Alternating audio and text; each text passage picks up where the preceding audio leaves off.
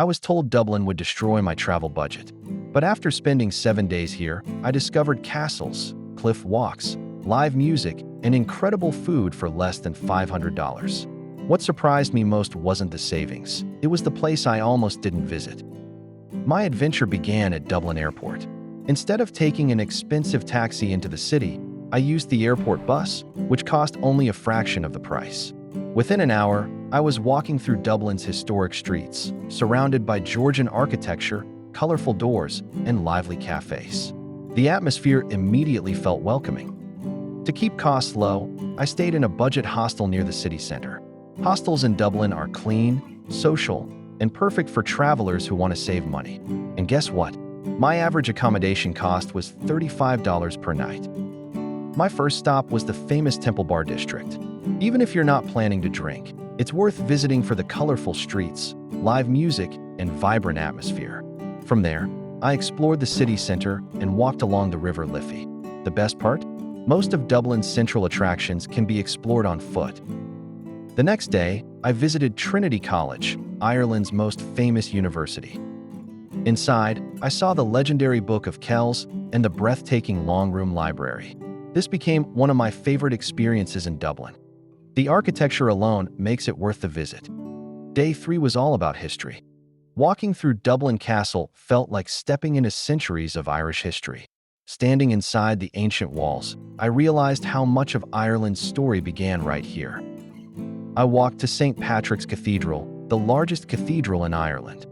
The peaceful gardens around the cathedral provided a perfect break from the busy city streets. No visit to Dublin is complete without seeing the Guinness Storehouse. Even if you're not a beer drinker, the interactive exhibits explain how Ireland's most famous drink became known worldwide. The panoramic view from the Gravity Bar offers one of the best views of the city. At this point, I thought I had already seen the best Dublin had to offer. I was wrong. The next day would become the highlight of my entire trip. As I stood on the cliffs overlooking the Irish Sea, with waves crashing against the rocks below, I couldn't believe this place was less than an hour from Dublin. It felt like I had traveled to an entirely different part of Ireland. On day 6, I visited Phoenix Park, one of the largest urban parks in Europe. The park is home to wild deer that roam freely across the grasslands. Later, I toured Kilmainham Jail, one of Ireland's most important historical sites. The stories I learned there helped me better understand Ireland's struggle for independence. On my final day, I explored Grafton Street. Street musicians, local shops, and a lively atmosphere made it the perfect place to spend my last few hours in Dublin. I also used the opportunity to revisit my favorite spots and enjoy one final Irish meal.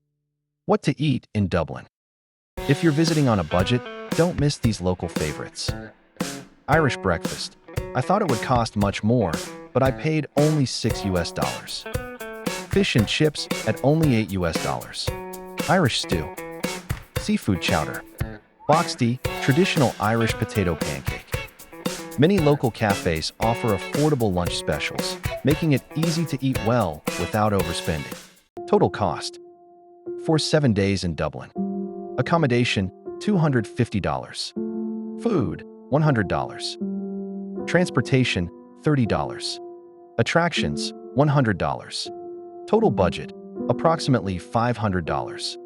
Before arriving in Dublin, I expected an expensive city that would drain my wallet.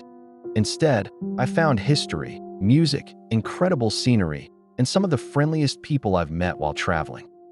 And while the city itself exceeded my expectations, it was the cliffs of Howth that gave me a memory I'll never forget.